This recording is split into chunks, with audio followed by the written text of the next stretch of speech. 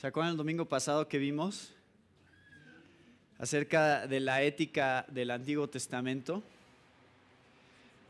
Cuando estábamos hablando de ese tema, de la ética del Antiguo Testamento, la razón por la que es un tema importante es porque a muchas personas al ir leyendo la Biblia y al ir leyendo el Antiguo Testamento especialmente, surgen muchas cosas que les brincan y les causan conflicto por lo violento a veces de los pasajes o lo sangriento de los pasajes.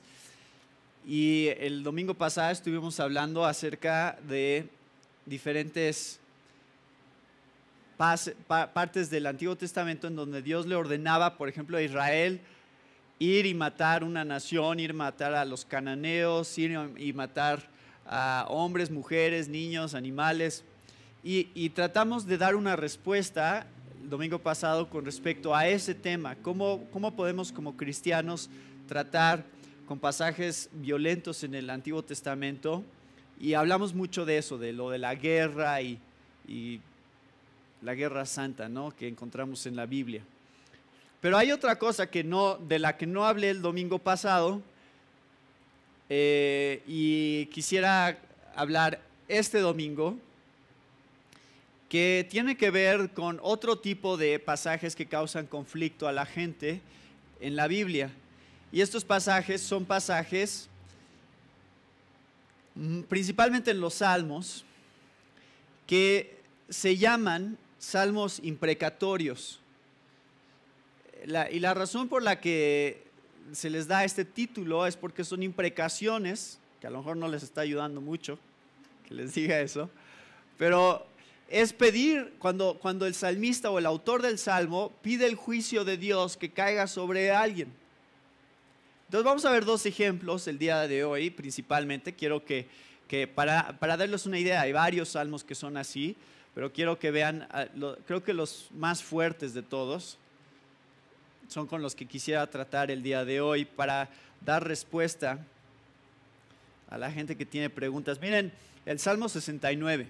El Salmo 69 es el salmo que tiene una sección más larga de todos los salmos en relación al juicio de Dios. Dice el versículo 22 del Salmo 69, sea su convite delante de ellos por lazo, y lo que es para bien por tropiezo, sean oscurecidos sus ojos para que no vean, y haz temblar continuamente sus lomos, derrama sobre ellos tu ira, y el furor de tu enojo los alcance, sea su palacio asolado, en sus tiendas no haya morador, porque persiguieron al que tú heriste, y cuentan del dolor de los que tú llagaste. Pon maldad sobre su maldad y no entren en tu justicia, sean raídos del libro de los vivientes y no sean escritos entre los justos. Está fuerte, ¿no? Eso no es nada. Vean lo que dice el Salmo 137.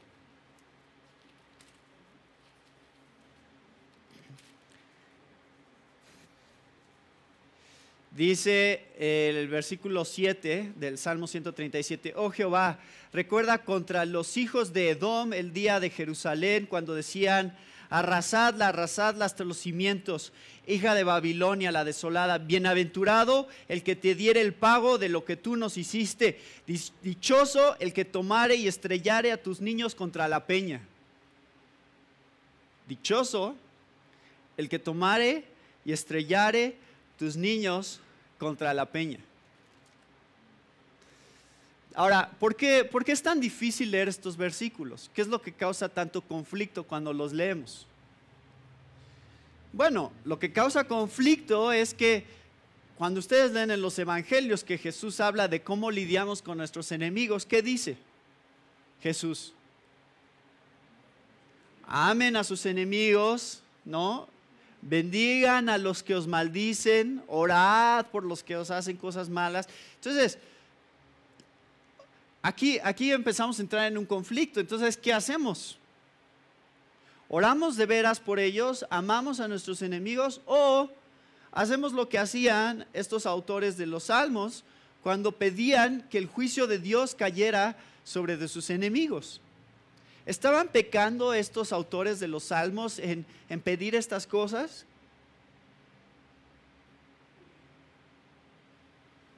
Esa es una pregunta, espero que podamos contestarla hoy. ¿Estaban pecando? ¿Estaban haciendo algo equivocado al pedir que Dios juzgara con fuerza a aquellos que habían hecho mal? Eso es lo que espero que en el tiempo que tengamos hoy podamos contestar. ¿Creen que es un buen tema para poder contestar con las personas que tienen preguntas sobre esto? Sí, porque, miren, de esto en parte salió, ya les dije la semana pasada, el programa de radio nos escribieron específicamente con algunos de esos pasajes, y la persona que nos escribió era cristiana, pero lo que ella estaba diciendo es no sé qué decir, porque me sacaron estos versículos y la verdad no sé qué decir. O sea, ¿cómo defiendo a Dios? ¿No? ¿Cómo defiendo la Biblia aquí? Bueno, vamos a ver cómo se contrastan estos versículos con pasajes como Lucas 23:34 o Lucas 6:27 al 28, donde, por ejemplo, Jesús en Lucas 23, Jesús ¿qué estaba diciendo? Padre, perdónalos porque no saben lo que hacen. Esa era la oración de Jesús. Lucas 6:27 al 28. Amen a sus enemigos, hagan bien a los que los odian, bendigan a los que los maldicen, oren por aquellos que les hacen mal. El primer punto que quiero mostrar hoy, en referencia a estos pasajes, de cómo podemos contestar estas preguntas, tiene que ver con una declaración general. Acuérdense, la respuesta no es decir, pues, arranca esas hojas de tu Biblia. Esa no es la respuesta que debemos de dar como cristianos. O ignóralos, no importan. No, ahí están, Dios los inspiró, ya les dije el domingo pasado este punto. Dios quería que leyéramos estos pasajes y hay algo aquí para nosotros hoy. Hay algo de relevancia y de aplicación para todos los cristianos de todos los tiempos cuando se leen estos versículos. Entonces, lo primero que quisiéramos decir cuando nos confrontamos con un pasaje como este es: Dios es justo. Dios es justo y eso tiene que quedar claro. Dios va a hacer justicia siempre. Lo que sea más justo siempre es lo que Dios va a hacer. Entonces tenemos que empezar partiendo de ahí, entender algo acerca de Dios para entender qué está pasando aquí. Los que escriben estos salmos están muy conscientes de que Dios es justo y que no hay nada que se le escapa de las injusticias que están sucediendo a su alrededor. Y cuando leemos este salmo de David, el Salmo 69, por ejemplo, estamos leyendo que David está luchando con sus enemigos y está sintiendo este conflicto. Dice el versículo 4, se han aumentado más que los cabellos de mi cabeza los que me aborrecen sin causa, se han hecho poderosos mis enemigos, los que me destruyen sin tener por qué, y he de pagar lo que no robé.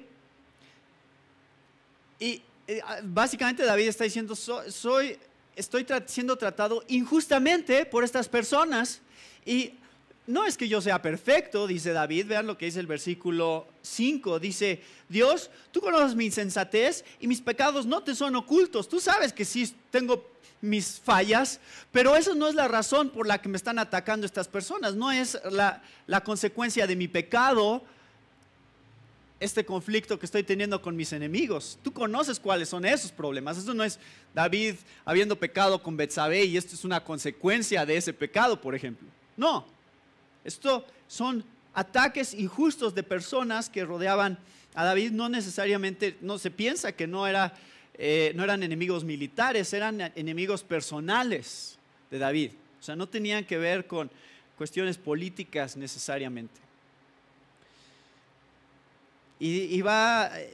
Dice, porque por amor, versículo 7, porque por amor de ti he sufrido afrenta, confusión ha cubierto mi rostro. Extraño he sido para mis hermanos y desconocido para los hijos de mi madre. Ahora, lo que quiero que empiece a quedar claro, número uno, es que no es cuando estamos leyendo estos pasajes y cuando está pidiendo el autor de los Salmos que caiga el juicio de Dios sobre estas personas, no es venganza personal pecaminosa. Entonces voy a empezar por ahí diciendo, ¿es pecado lo que estaba pidiendo David acerca de sus enemigos? No, no es pecado, no estaba pecando. Porque no es una venganza personal nada más. Vean lo que dice el versículo 9, dice, porque me consumió el celo de tu casa y los denuestos de los que te vituperaban cayeron sobre mí. Lloré afligiendo con ayuno mi alma y esto me ha sido por afrenta. Y más adelante, versículo 14, empieza a pedirle ayuda a Dios. Dice, sácame del lodo y no sea yo sumergido, sea yo libertado de los que me aborrecen y de lo profundo de las aguas. No me negué las corrientes de las aguas, ni me tragué del abismo, ni el pozo cierre sobre mí su boca. Respóndeme, Jehová, porque benigna es tu misericordia. Mírame conforme a la multitud de tus piedades. No escondas de tu siervo tu rostro, porque estoy angustiado. Apresúrate, óyeme, acércate a mi alma, redímela, líbrame a causa de mis enemigos. ¿Se dan cuenta? Este buscar a Dios, no estaba David yendo a vengarse él personalmente de sus enemigos, sino estaba buscando en Dios refugiarse como consuelo por lo que ellos le estaban haciendo a él. Entonces, no es, tenemos que tener mucho cuidado porque la Biblia jamás está animándonos a tomar la justicia en nuestras propias manos, nunca. Nunca está diciendo, te hacen mal, pues tú ve y también hazles mal a ellos. Nunca es el mensaje de la Biblia. La Biblia está diciendo que un hombre santo como David va a buscar su consuelo por lo que otros le hacen en Dios. Entonces ya no es algo personal, donde yo voy a desquitarme con alguien por lo que ellos me hacen, sino yo refugiándome en Dios. Y además tiene que ver siempre en estos pasajes con un celo, como dice el versículo 9, me consumió el celo de tu casa. Es algo que tiene que ver con un celo de Dios. Es decir, estos enemigos de David no nada más son enemigos de David, también son enemigos de Dios. ¿Entienden? O sea, no es nada más algo que ellos le están haciendo a él, es algo que lo que enoja a David aún más es que están ofendiendo a Dios, están blasfemando contra Dios, son enemigos de Dios. Y David dice, si son tus enemigos, entonces también son mis enemigos. Así es. ¿Debemos de pensar así nosotros? Sí debemos de pensar así. Los enemigos de Dios son nuestros enemigos también. Claro que sí. Y lo que le hacen a Dios nos debe de indignar a nosotros y nos debe de hacer enojar a nosotros. El Salmo 139 es otro ejemplo, ¿no? Dice, odio a los que te odian a ti, odio a tus enemigos, los aborrezco por completo. Pero no porque son mis enemigos, porque son tus enemigos, Dios. Son tus enemigos y eso los convierte en mis enemigos. Bueno, este Salmo 69, lo que quiero que vean, principalmente hoy, es cómo el Nuevo Testamento usa el Salmo 69. Porque este es uno de los salmos más citados de todo el Nuevo Testamento, ¿sabían? No es el más, pero si consideran cuántos versículos, creo que son 7 versículos en total de todo este salmo que son citados, incluyendo, adivinen cuáles. De la sección de imprecación, o sea, la sección de juicio del versículo 22 al 28, van a ver en un momento cómo el Nuevo Testamento usa el Salmo 69. Es más, parece ser que el Salmo 69 era probablemente uno de los salmos favoritos, no nada más de Pablo, porque ahorita vamos a ver cómo Pablo usa el Salmo 69, sino de Jesús. Era uno de los salmos favoritos de Jesús. Pero bueno, primero vamos en orden. ¿Dónde aparece el Salmo 69 en el Nuevo Testamento? Primero es citado como palabras de David. Eso lo van a encontrar en Romanos 11. Y como ustedes saben, Romanos 11 es un pasaje, un capítulo de la Biblia que vamos a estar viendo este año, primero Dios, después de que regresemos del viaje a la boda de Lisette. Estaremos continuando con nuestro estudio en Romanos, estudiando todo este salmo, todo este capítulo, el capítulo 11, en donde, si se acuerdan algo del capítulo 10 y del 9 también, que ya estuvimos estudiando, el contexto es la incredulidad de Israel, ¿se acuerdan? Israel no quiere creer, no creen que Jesús sea el Mesías, y Pablo dice: tendré misericordia del que tenga misericordia y endureceré al que quiera endurecer. Y esto es parte del plan de Dios. ¿Por qué? Porque los gentiles también están siendo incluidos a través de la incredulidad de Israel, porque cuando están los judíos rechazando al Mesías, los gentiles lo están aceptando, y después de un tiempo, dice Pablo, los judíos van a entrar en celo porque es su Mesías el que está siendo aceptado por la mayoría del mundo, y ellos también van a finalmente reconocerlo como su Salvador.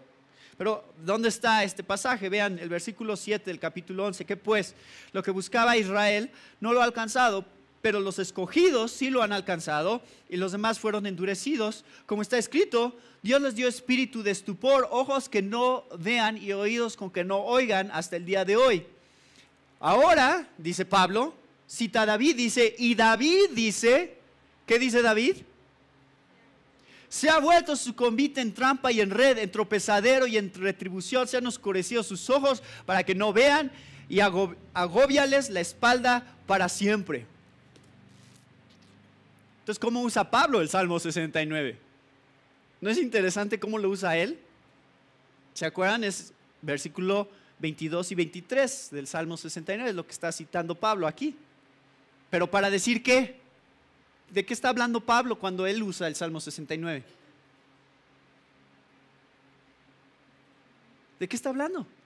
De los judíos y de su rechazo hacia el Mesías y el juicio de Dios que viene sobre de ellos por estar rechazando al Mesías, ¿no? Es un juicio que Pablo declara proféticamente, así es. Va a caer este juicio sobre de ellos porque no quieren aceptar que Él es el único camino y la única manera de ser reconciliados con Dios, y la ley no tiene sentido sin Cristo. Pero mientras ellos no vean eso, están acumulando juicio sobre de ellos.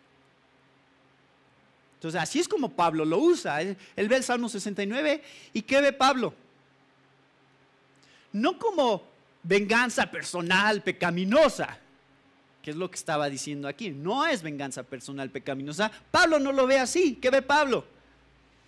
Lo ve como una expresión confiable de lo que le pasa a los adversarios de Dios y de los ungidos de Dios, como Jesús. Es una declaración, así es. O sea, simplemente les estoy diciendo cómo son las cosas. No es que yo quisiera esto para ellos, porque Pablo dijo al principio del capítulo 10, ¿se acuerdan? Yo quisiera que ellos fueran salvos. Yo quisiera, al principio del capítulo 9, yo mismo sería anatema si pudiera, por amor a mis hermanos judíos. Entonces, nada más quiero que vean, este es el uso que le da el Nuevo Testamento a este tipo de salmos. Entonces, no está nada más escuchando palabras emocionales de venganza de parte de David. Él oye palabras proféticas de juicio de parte de Dios contra sus adversarios. Eso es lo que oye Pablo, y es lo que nosotros deberíamos estar escuchando cuando leemos el Salmo 69. Palabras proféticas de juicio de parte de Dios sobre de sus adversarios. Es una realidad, hermanos, ¿no? O sea, el decir Dios es amor, y eso es donde muchas iglesias tienen problema, el no hablar del infierno, el no hablar del juicio de Dios, el no hablar de la ira de Dios, piensan que es un mejor evangelio. Pero el ignorar la realidad no ayuda a nadie. Es real, el juicio de Dios es real y los enemigos de Dios siempre van a ser los recipientes de su ira y de su justa condenación. Siempre. Así va a acabar. Esa es la historia, el capítulo final de cualquier persona que se oponga a Dios, incluyendo al mismo Satanás. Bueno, a la luz de eso, ¿qué hay del Salmo 137? ¿Ya se acuerdan? Leímos el Salmo 137. Benditos los que ¿qué? Los que estrellen a tus hijos contra las rocas.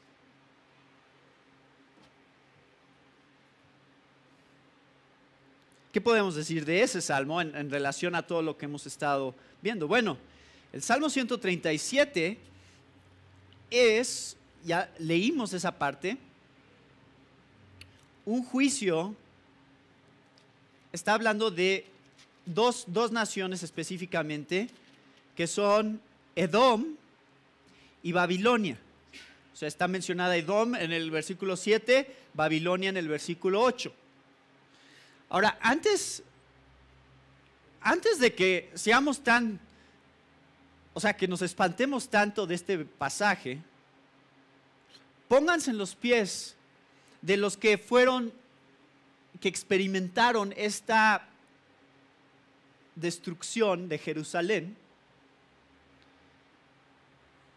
de familias y personas que vieron cómo violaban a sus mujeres, cómo mataban a sus niños, cómo destruían sus templos, quemaban sus casas y todas sus posesiones. Esto es el trasfondo del Salmo.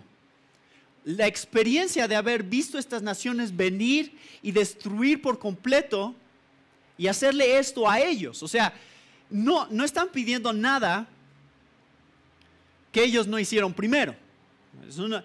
Ahorita vamos en orden, no se adelanten a pensar que ustedes pueden pedir que le pase lo mismo a la gente que les hace algo, pero les voy a mostrar algunas cosas sobre este pasaje. Ellos vinieron, conquistaron a los judíos, nada más por un momento pónganse en sus zapatos. No es nada más que estaban enojados por estar enojados, realmente les habían hecho daño y mal terrible a estas personas. Y lo que quiero que entiendan sobre este salmo es que Dios ya había decretado juicio sobre estas naciones. Dios ya había dicho lo que les iba a pasar. Entonces, no estaban imaginándose estas personas lo que iba a sucederles. Ellos ya sabían, Dios ya había dicho, sí, efectivamente, estas naciones también van a ser destruidas. Así como ellos los atacaron a ustedes, así también ellos, por mi juicio, yo estoy decretando que ellos también serán destruidos. Eso simplemente era lo que Dios ya había dicho que iba a pasar. Entonces, también el que escribe este salmo está escribiendo en base a lo que él sabe que Dios dijo que iba a hacer. Entonces, no es nada más pidiéndole a Dios, sí, haz juicio, hazles lo mismo que ellos nos hicieron a nosotros. No, ellos ya habían escuchado muchas profecías y predicciones de parte de Dios a través de sus profetas sobre esto. ¿Y pasó? Sí pasó. De hecho, inclusive hasta el día de hoy, Edom, ¿dónde está? Babilonia, ¿dónde está? O sea, son imperios que fueron completamente destruidos y fue parte del juicio de Dios. Y sí tuvo que ver con lo que ellos le hicieron a los judíos en Jerusalén, especialmente en la destrucción de Jerusalén. Y si se acuerdan, estudiamos ya profetas menores, pero les doy un repaso. Hay un libro entero que se llama Abdías, que está dedicado a la condenación de Edom. Y la razón por la que Edom es condenada es porque, no tanto porque ellos fueran los que iniciaron el ataque, sino porque ellos eran vecinos de los judíos. Y cuando viene Babilonia y los ataca y los conquista, ¿qué hace Edom? Se regocija de eso, o sea, les da gusto.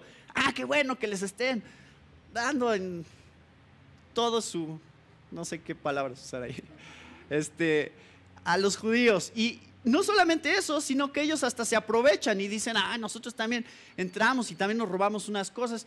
Abusaron de la situación que estaban viviendo. En vez de ayudarles, simplemente se unieron a los babilonios para aún causar más daño a los judíos.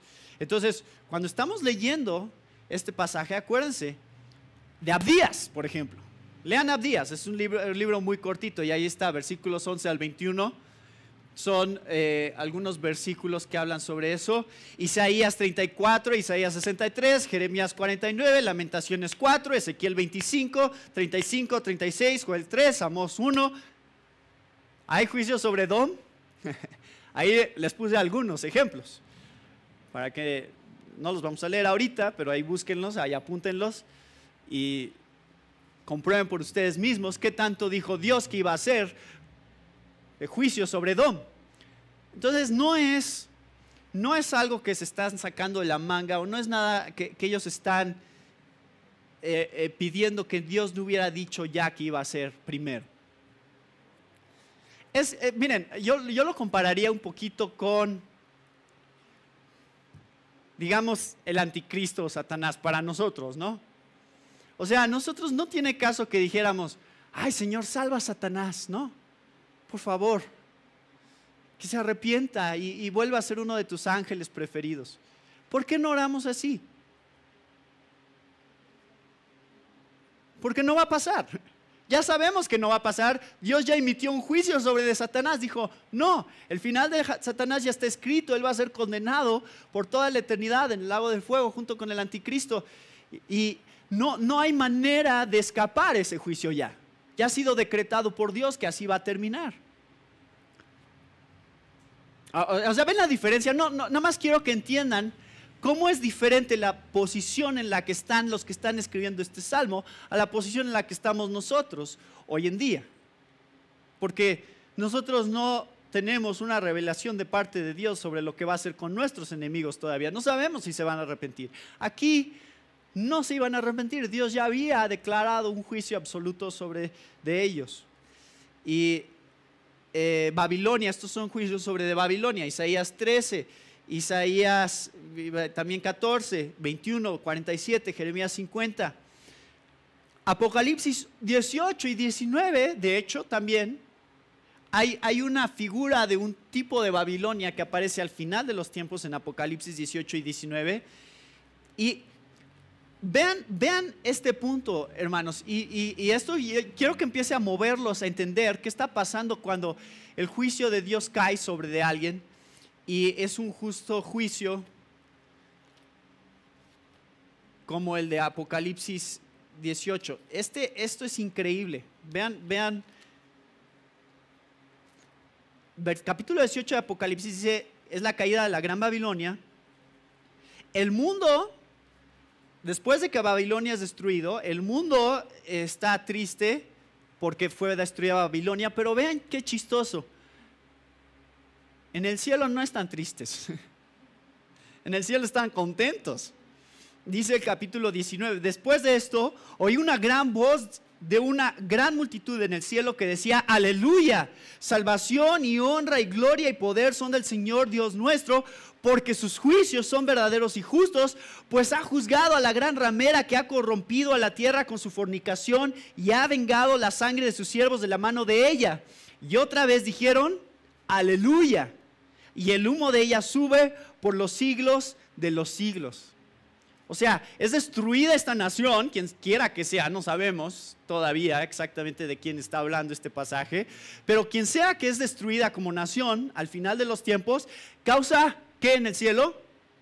Gozo. Entonces, aleluya, qué bueno que ya Dios por fin ha juzgado la gran injusticia que ha cometido por tanto tiempo, matando cristianos, porque esencialmente eso es lo que estuvo pasando. Estuvieron muriendo mártires a lo largo de todo este periodo y están clamando ya que se haga justicia.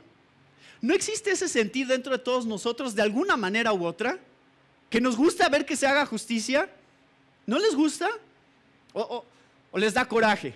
O sea, ya hace algo malo y lo agarran. Ay, pobrecito, ¿no? No se lo merecía. Sí, violó a 10 mujeres, pero no sean tan duros con él, ¿no? No lo metan a la cárcel. O sea, ¿así se sienten realmente cuando agarran a alguien? O dicen, no, qué bueno, justicia se debe de hacer. Hay algo dentro de nuestro ser que entiende que cuando las cosas no están funcionando como deberían de funcionar y viene un juez justo y hace una condena justa del agresor, causa en nosotros una sensación de ¿qué? De gozo, ¿no? Nos debe de dar gusto que se haga justicia. Nos debe de dar alegría que Dios tiene todo en su poder y que al final ningún pecado se escapará de su justo juicio y de su mano. Ninguno. ¿Nos debe de dar coraje ver injusticias allá afuera? Sí, nos debe de dar coraje. ¿Pero qué tenemos que hacer? Bueno, vamos a llegar a eso en un momento. Pero yo lo que quiero que vean es que los salmistas, cuando escriben estos salmos, no están pecando, están pidiendo y se están gozando de una manera santa del juicio que Dios saben que va a traer sobre de todas estas injusticias, de todos sus enemigos, de aquellos que han estado también en contra de Dios, o sea, los adversarios de Dios, los que han blasfemado contra Dios, saben que Dios al final va a hacer todas las cosas justas. Va a sacar a la luz todo lo que estaba escondido, va a juzgar perfecta y justamente cada una de las acciones de todos los hombres de todos los tiempos. Para algunos es en esta vida, para algunos todavía no ha llegado, pero en el caso del Antiguo Testamento muchas de estas naciones fueron juzgadas físicamente por Dios durante ese periodo de tiempo. Bueno, más o menos ya estamos contestando un poquito de lo que está pasando aquí.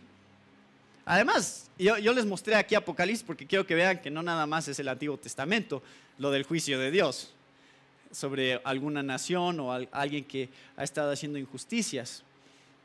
Es algo que viene especialmente en Apocalipsis, en el Nuevo Testamento.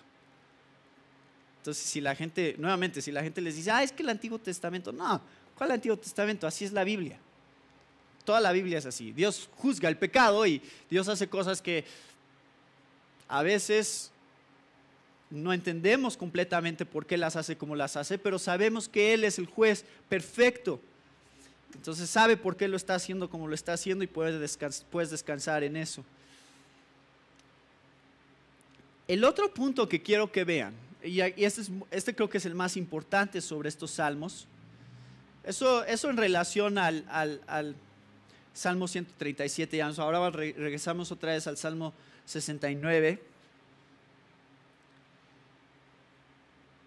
Quiero que vean que todo en el Antiguo Testamento constantemente está apuntando hacia Jesús. ¿Sí? Todo lo que ustedes lean en el Antiguo Testamento, de alguna manera u otra, o sea, a veces más indirectamente y a veces más directamente, pero siempre está apuntando hacia Jesús. Y este salmo, especialmente el Salmo 69, es un salmo que se usa no nada más para decir David dijo, sino también para decir David dijo y por eso Jesús dijo. A lo mejor ya vieron dónde están estos versículos. A lo mejor algunos de esos versículos cuando leímos el Salmo 69 ya les sonaron familiares y ya dijeron, ¿dónde he oído esto antes? Bueno, les voy a enseñar dónde lo han oído antes. Son palabras de Jesús. En Juan 2, ¿se acuerdan? Los discípulos ven a Jesús que empieza a sacar a los comerciantes del templo. Y cuando Jesús empieza a hablar, los discípulos inmediatamente identifican qué es lo que está diciendo en relación a la profecía sobre él en el Antiguo Testamento. Vean lo que dice Juan 2, versículos 13 al 17. Dice: estaba cerca la Pascua a los judíos, y subió Jesús a Jerusalén y halló en el templo a los que vendían bueyes, ovejas y palomas, y a los cambistas ahí sentados. Y haciendo un azote de cuerdas, echó fuera del templo a todos, y las ovejas y los bueyes, y esparció las monedas y los cambistas, y volcó las mesas, y dijo a los que vendían palomas: quitad de aquí esto, y no hagáis de la casa de mi padre casa de mercado. Casa de mi padre, no hagáis casa de mi padre. O sea, ya los discípulos empiezan a decir: a ver, ¿por qué está diciendo eso Jesús? Y identifican dónde está la conexión y dicen: entonces se acordaron sus discípulos que está escrito: el celo de tu casa me consume. ¿Dónde lo habían leído? Salmo 69, versículo 9. Porque me consumió el celo de tu casa. Aquí está David como un tipo de Jesús en el Antiguo Testamento, del Mesías, del que descendería de él, representándolo en la experiencia que él está teniendo en ese momento, de algo que vendría de su descendencia en Jesús, que tendría la misma experiencia también, donde él también sería consumido de celo por su casa, por la casa de su padre. Entonces, otra cosa que tienen que ir viendo es que lo que están leyendo en el Antiguo Testamento nos está mostrando cómo es que Jesús cumple estas cosas.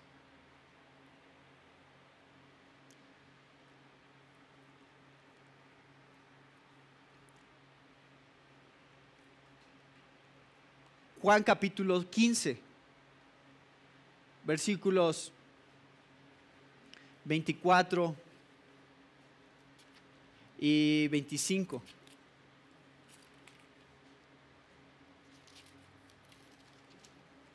Dice: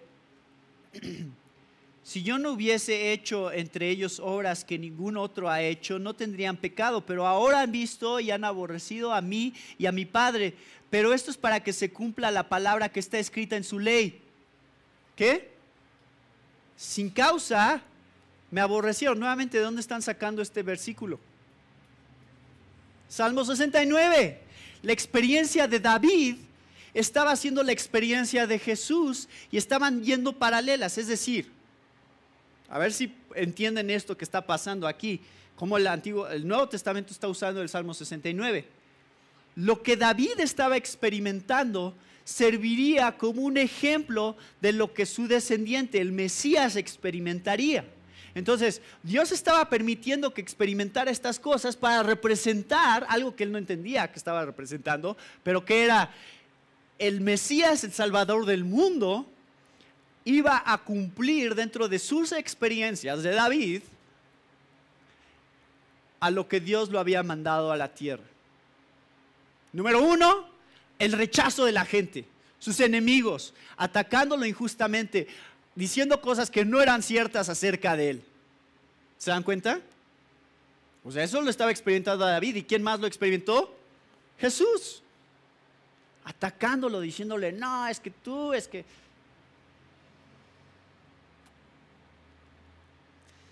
Y entonces este rechazo de David representa el rechazo a Jesús. Y David ejemplifica el cumplimiento final de su descendencia de Jesús.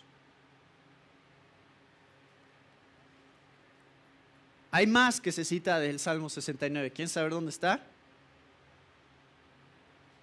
Nuevamente vayan a Juan.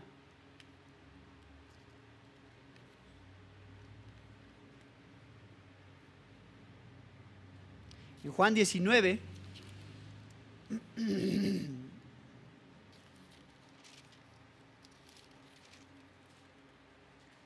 dice en los versículos 28 al 30,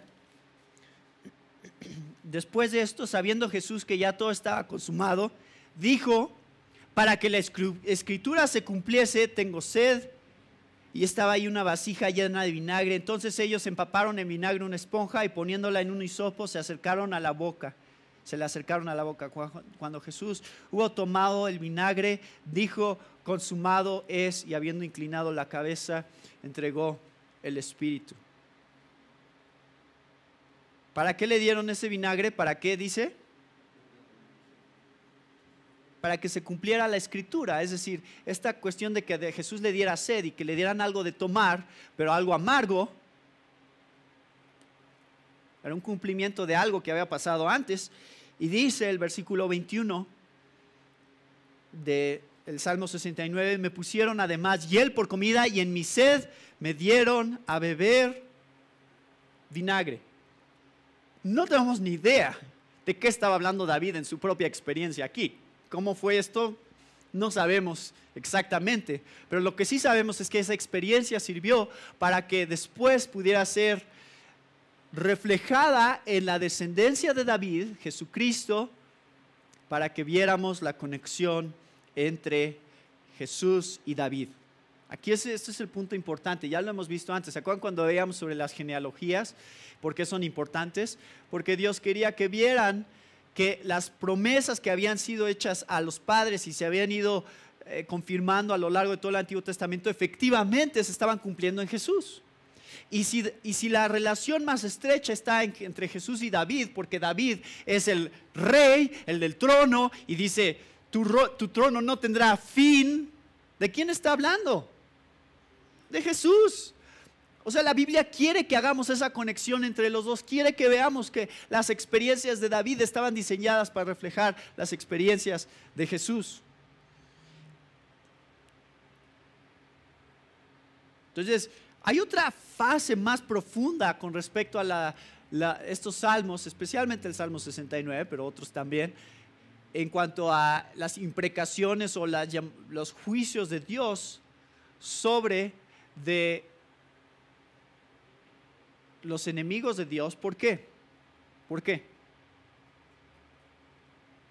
Porque los enemigos de David son enemigos ¿de quién?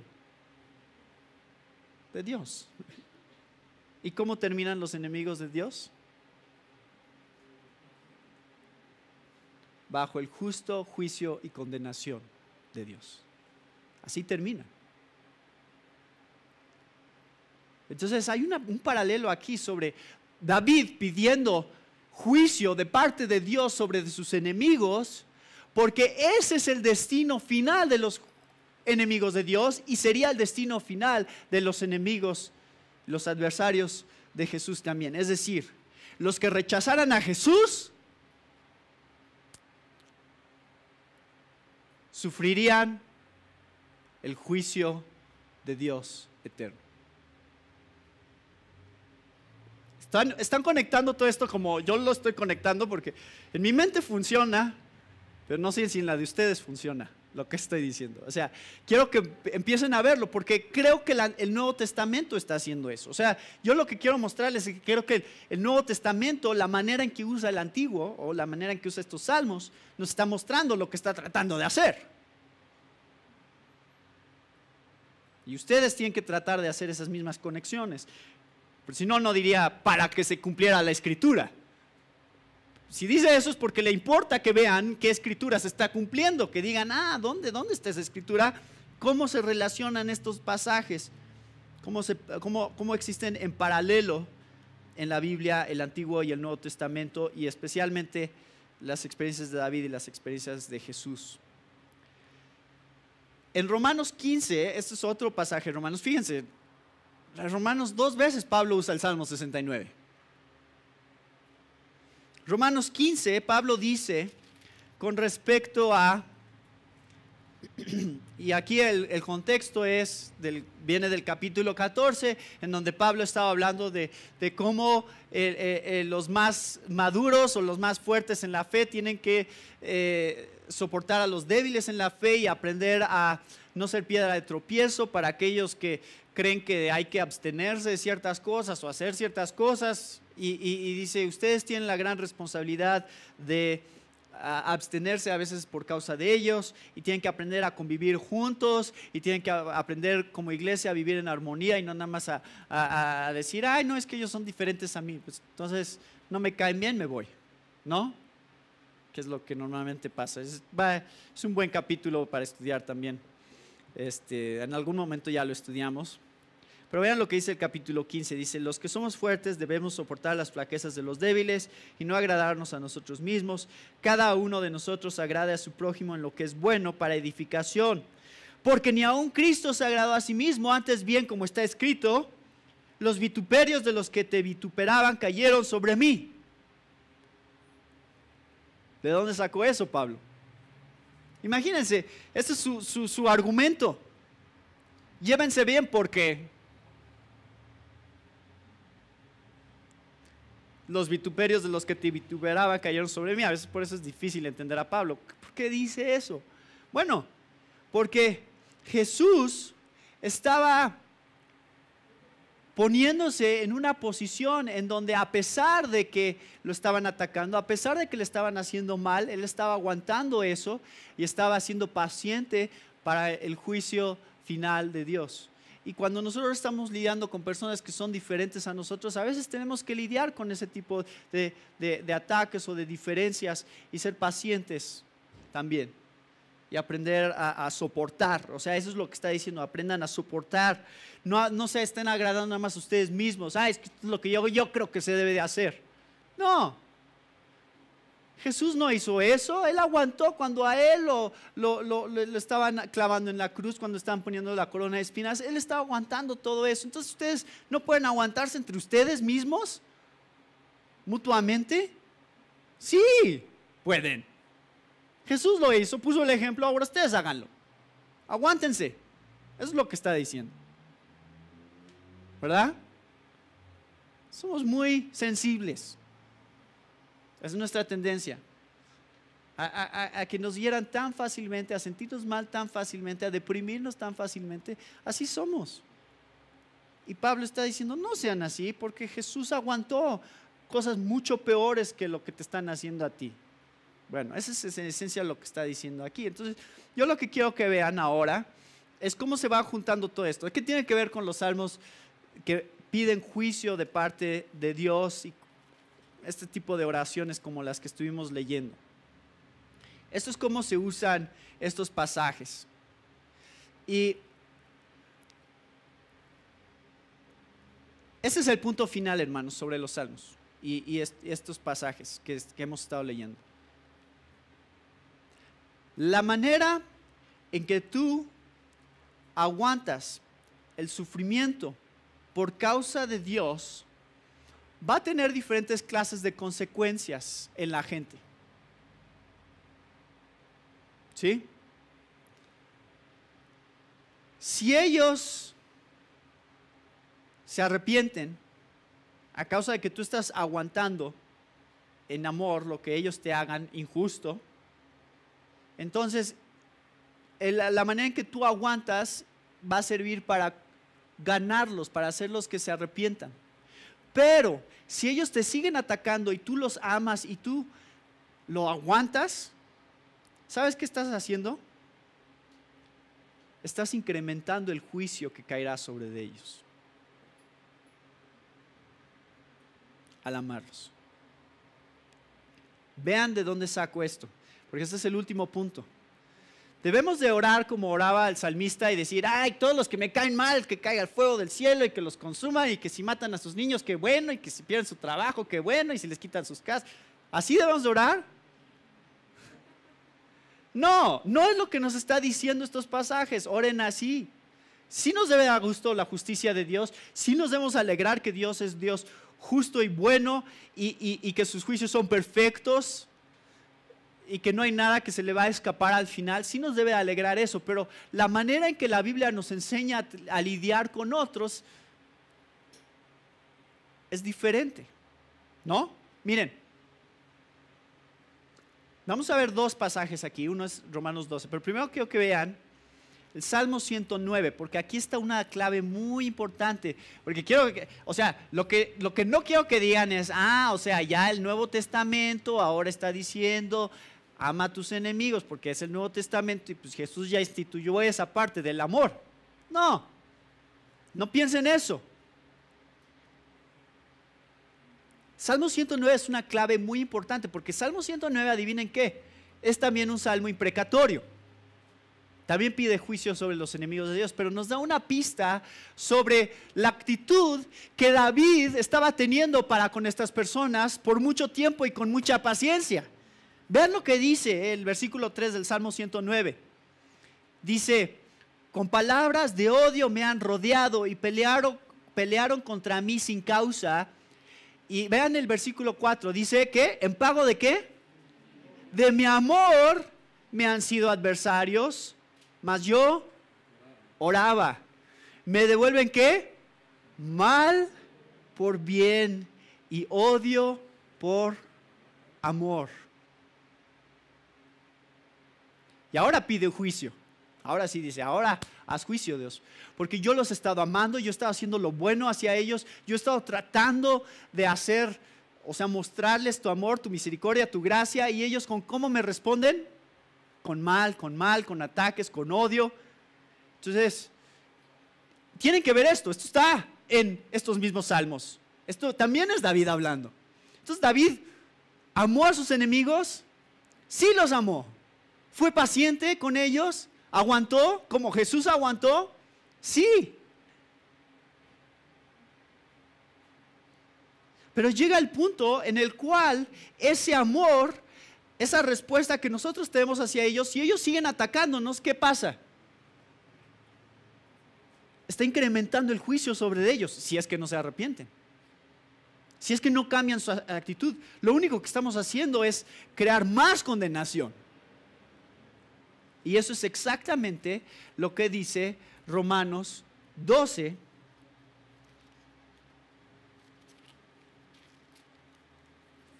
versículos 17 al 21. Dice, no paguéis a nadie mal por mal, procurad lo bueno delante de todos los hombres, si es posible en cuanto dependa de vosotros, estad en paz con todos los hombres. Y esta es la clave, dice, no os venguéis vosotros mismos, amados míos, sino dejad lugar ¿a qué? A la ira de Dios. O sea, no algo que no está ahí. O sea, dejen lugar a, pues quién sabe lo que va a pasar. Ustedes ignórenlo y ya. No, sí, ustedes déjenselo ¿a qué? A la ira real, que sí existe, de Dios.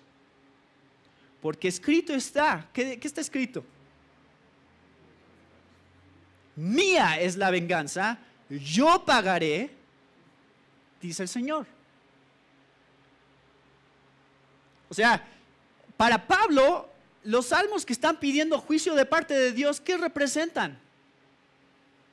Paz, ¿no? Dios dice, yo pagaré. Dios dice, yo haré justicia. ¿Eso qué permite a los cristianos? Amar, ¿no? Si Dios paga, si Dios hace justicia, entonces ¿nosotros qué hacemos? ¿Justicia? No. Nosotros tenemos toda la libertad de amar, de responder ante los que nos hacen mal con bien. ¿Por qué? Porque no está en nuestras manos el que se haga lo justo. No está en nuestras manos el que ellos paguen. Está en manos de Dios. Y aquí es exactamente el razonamiento de Pablo. Dice, versículo 20, así que, si tu enemigo tuviere hambre, dale de comer, si tuviere sed, dale de beber. Pues ¿qué? Haciendo esto, ascuas de fuego amontonarás sobre su cabeza. No seas vencido de lo malo, sino vence con el bien el mal. ¿Saben qué son esas ascuas de fuego? ¿Qué son las ascuas de fuego? Si ellos te siguen haciendo mal y tú les sigues haciendo bien, esas ascuas de fuego son más condenación. Estás incrementando el juicio de Dios para con ellos. Porque tú les haces bien, o sea, tú nunca estás respondiendo como ellos te están haciendo a ti. Entonces, eso agrega falta a lo que hacen. ¿Sí me entienden? Imagínense, o sea, visualícenlo. Alguien se te cierra en la carretera, ¿no? Y porque se enojan contigo por algo que ni siquiera te diste cuenta. Lo acabo de ver el otro día, ¿no? Estábamos ahí en Reforma y una motociclista estaba gritando, o sea, estaba el camellón y el motociclista estaba acá y el de la camioneta acá. Y el motociclista le decía, no, que no sé qué, y le estaba gritando de cosas al de la camioneta, y el de la camioneta también gritándole cosas al de la motocicleta, ¿no? Y también diciéndole, a ver, ven para acá, a ver, ¿tienes miedo o qué, no? Y el otro, no, ya saben cómo se pone la cosa, ¿no? No estás esperando a ver qué pasa. ¿Quién tiene mayor condenación de parte de Dios ahí? Los dos están igual de mal, ¿no? ¿Qué es lo que nos está diciendo la Biblia? Dice, el de la camioneta o el de la moto, cualquiera de los dos, pero obviamente no eran, bueno, no obviamente, no sé, no creo que eran cristianos. Más por las cosas que estaban diciendo. Lo que está diciendo este pasaje es, ¿hizo algo mal? Sí, sí hizo algo mal, Dios sabe. Entonces, ¿tú qué haces? Ámalo, perdónalo, di, perdóname, no te vi, lo que sea, pero no sigas con el juego de seguirse atacando mutuamente, porque eso no está glorificando a Dios, no está mostrando el amor de Dios, y número uno, no está mostrando que tienes fe en que Dios es justo. Cuando tú tomas las cosas en tus propias manos y tú quieres hacer justicia y tú estás queriendo resolver las cosas que te están haciendo que son malas, lo único que estás diciéndole a la gente es, Dios no puede, por eso yo lo hago. Eso es lo que estás diciendo. Porque si yo no lo hago, nadie lo va a hacer. ¿Se dan cuenta? Ese es el mensaje que estaríamos comunicando. El momento en que tú agarras las cosas en tus propias manos, tratas de hacer justicia por tus propias fuerzas, estás mostrando tu poca fe en Dios. Pero si tú te haces para atrás y dices, Dios sabe lo que acaba de pasar, yo sé que Él es justo, yo sé que Él dice, mía es la venganza, yo pagaré, entonces amas a la persona y estás diciendo, yo realmente lo creo y por eso actúo así, porque es una convicción de mi vida. ¿Se dan cuenta? Este es el punto de este pasaje. Entonces, si amas a tus enemigos y se arrepienten, tu amor fue usado para salvarlos de condenación. Dios quiere que nuestra actitud de misericordia y de gracia y de amor los haga pensar, ¿por qué no reacciona? ¿Por qué no está tratando de tomar la justicia en sus propias manos? ¿Por qué no está actuando de una manera como esperaría que actuara? ¿Por qué? Y que eso cause el hecho de que empiecen a preguntarse, como dice en 1 Pedro 3:15, ¿no? Que lleguen al punto en el que digan, a ver, dime sobre la esperanza que hay en ti, porque yo veo que algo pasa diferente en ti cuando te hacen cosas malas, que es diferente a lo que pasa en otras personas cuando les hacen cosas malas. Pero no siempre va a pasar eso. No siempre va a pasar eso. A veces aún más los van a odiar y entre más ustedes los amen, más los van a odiar. ¿No es irónico? ¿No es chistoso que a veces pase eso? Que si tú tratas de arreglar las cosas, si tú pides perdón, si tú dices, oye, nah, y más se enojan porque quisieran que reaccionáramos, ¿no?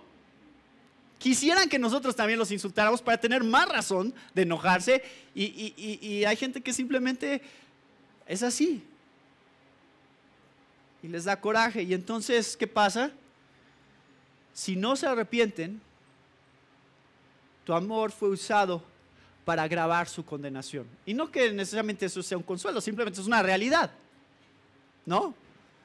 Así es, Dios dice que es así. Si tú los amas y ellos te siguen atacando, Dios aún los va a juzgar más severamente.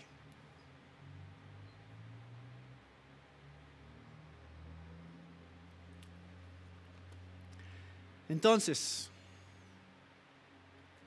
son dos cosas. Hay un doble aspecto sobre los salmos, especialmente los salmos, que hablan sobre el juicio de Dios. Uno es, número uno, no los puse aquí, pero ahí está el resumen. Número uno, Dios es justo. Y el justo juicio de Dios nos debe de alegrar. Porque por naturaleza, así hemos sido creados, la justicia es algo bueno. Es algo que produce gozo en el corazón del hombre. Porque es justo, ¿no? Si me están asaltando en la calle, me están quitando todas mis cosas y mi dinero. Ay, está pasando una patrulla, no, ¿no? Me da coraje. Los van a agarrar, no puede ser. Eso dijimos cuando asaltaron a Roberto. Lo primero que estábamos pensando todos es, ¿por qué no los agarraron? ¿No? Que es lo que queríamos todos, que fueran tras de ellos y los agarren. O sea, hay algo dentro de nosotros que dice, sí, que se haga justicia, porque eso es lo justo, es lo bueno, que se haga justicia. Y los salmos reflejan ese sentir que es santo. Que se haga justicia es un sentir santo, y en el cielo va a haber gozo cuando al final de los tiempos se derrame la sangre de aquellos que han sido los adversarios de Dios por tanto tiempo y han causado tanto daño. Bueno, entonces no hay que ser, la gente que ataca estos pasajes es un poquito hipócrita en ese sentido, ¿no? Ay Dios, qué malo, cómo dicen esas cosas y cómo el salmista. ¿Y no te ha gustado la justicia? ¿No te da gusto que Dios sea un Dios justo, que al final pague todo pecado justamente? Escuchen algo muy importante aquí. Todo pecado se va a pagar. Todo pecado que todo ser humano ha cometido en toda la historia del mundo se va a pagar. Justamente. La pregunta es, ¿quién lo va a pagar? Esa es la única pregunta, no es si se va a pagar. Si se va a pagar, ese es un hecho. Dios dice sí, se va a pagar. La pregunta es ¿quién? ¿Jesús o tú? Uno de los dos lo va a pagar. Esas son las opciones que tienes. Pero todo pecado se paga. Entonces Dios es un Dios justo. Ese es el primer aspecto que quiero que vean. El segundo aspecto que era importante ver era el contexto histórico a través del cual David, especialmente David, es reflejo y símbolo del Mesías que habría de venir, y las experiencias que él está teniendo son paralelas a las experiencias que Jesús tiene, y el rechazo que David está experimentando es paralelo al rechazo que Jesús experimentó, y el juicio de Dios sobre los enemigos de David es paralelo al juicio de Dios sobre los enemigos de Jesús. ¿Sí? Ese es el segundo punto. Y tercer punto es, ¿cómo Dios es un Dios justo? ¿Cómo Dios hace justicia perfecta y siempre todo pecado lo juzga justamente y lo condena justamente en su Hijo o en el infierno y en la eternidad sin Dios, porque la paga del pecado es muerte? Como eso es cierto, tú y yo somos libres para amar y hacer bien a aquellos que nos hacen mal y nos odian. Tenemos toda la libertad del mundo. No hay ninguna razón por la que no deberíamos de hacerlo. Porque si no lo hacemos, se nos está olvidando que Dios es justo y no estamos creyendo que Dios es justo y le estamos diciendo al mundo que Dios no es justo. Y por eso yo tengo que hacer las cosas.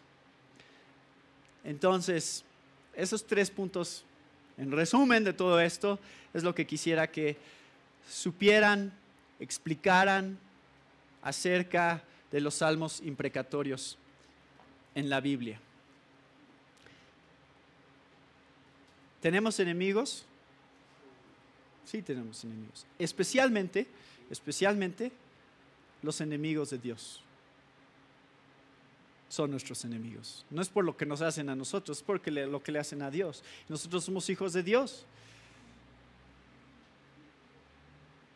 Y nosotros estamos del lado de Dios. ¿No? Es simplemente explicar la realidad de lo que Dios es y lo que va a hacer en relación a su juicio sobre el pecado.